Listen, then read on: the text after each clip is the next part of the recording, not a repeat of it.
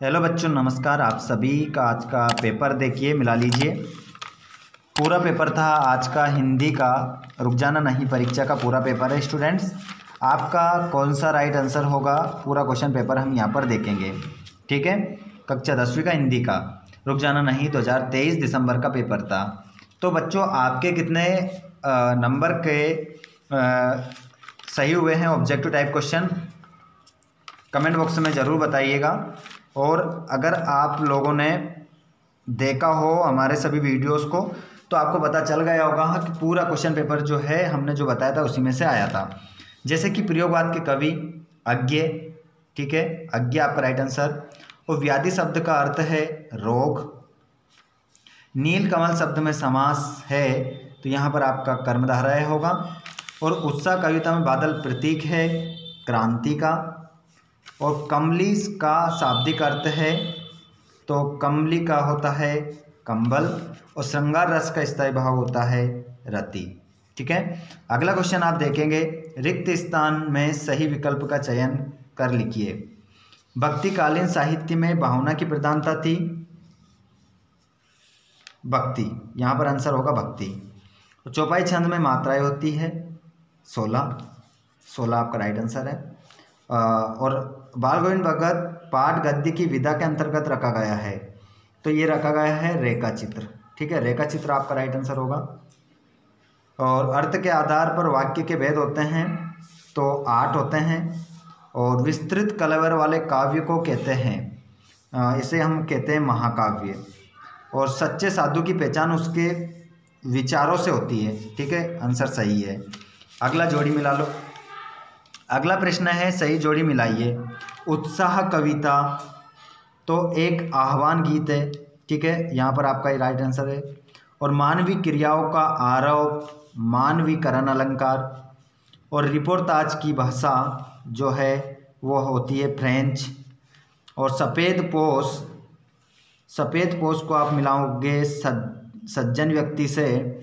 और जो कम बोलता है उसे हम कहते हैं मितभाषी।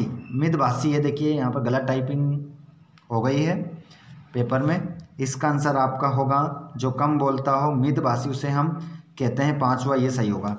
उपन्यास के तत्व जो होते हैं वो 6 होते हैं, यहाँ पर वाचाल नहीं आएगा। अधिक बोलने वाले को वाचाल कहते हैं ना, तो गलत लगा दिया ये बच्चे ने।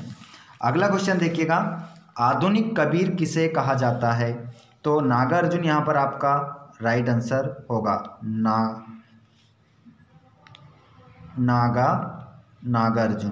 ठीक है, और रस के अंगों के नाम लिखिए तो यहाँ पर क्या होगा, स्थायी भाव, भाव नहीं लिखेंगे अपन, स्थायी भाव, विभाव और अनुभाव।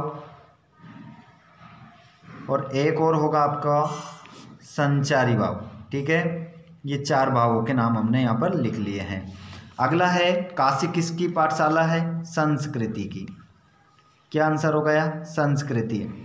ठीक है, लास्ट में आपको बताना है आपके कितने सही हुए हैं, है ना। 2 स्वरों के आपस में मिलने पर कौन सी संधि बनती है, दीर्घ। 2 स्वरों के आपस में मिलने पर कौन सी संधि बनती है, तो यहाँ पर दीर्घ नहीं लिखेंगे अपन, लिखेंगे स्वर संधि, है ना बच्चों। स्वर लिखेंगे क्योंकि यहाँ पर भेद नहीं पूछा है, स्वर लिखेंगे ना, दीर्घ तो गलत हो जाएगा। स्वर आपका राइट होगा, स्वर संधि। जो मीठी वाणी बोलता हो वाक्यांश के लिए एक शब्द तो उसे हम बोलते हैं मृदुभाषी। ठीक है, मृदुभाषी आप लिखेंगे।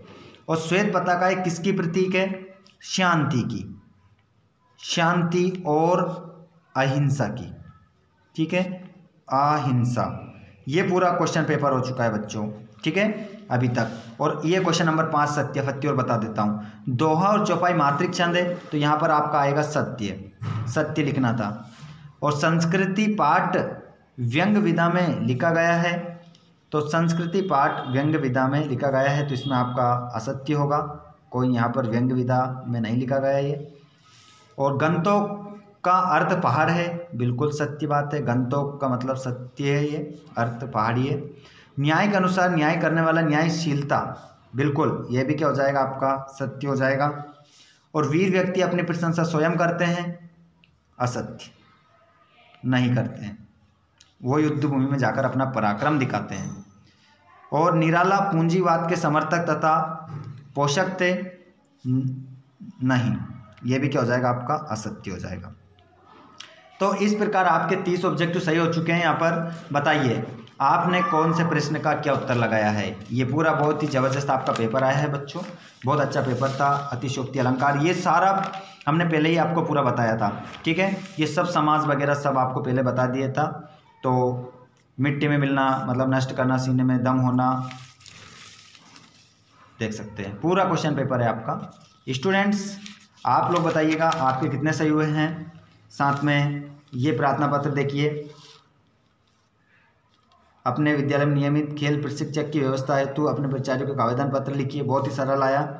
और क्वेश्चन नंबर देखिए 22 और क्वेश्चन नंबर 21 में आपको एक रूपरेखा सहित एक निबंध लिखना था। निबंध भी बहुत अच्छा है आपको, जैसे कि ये बताया था मैंने कि ये आएगा, ठीक है। और जिसके बाद में ये वाला बताया था मैंने, दोनों ही निबंध आपके पेपर में आ चुके हैं।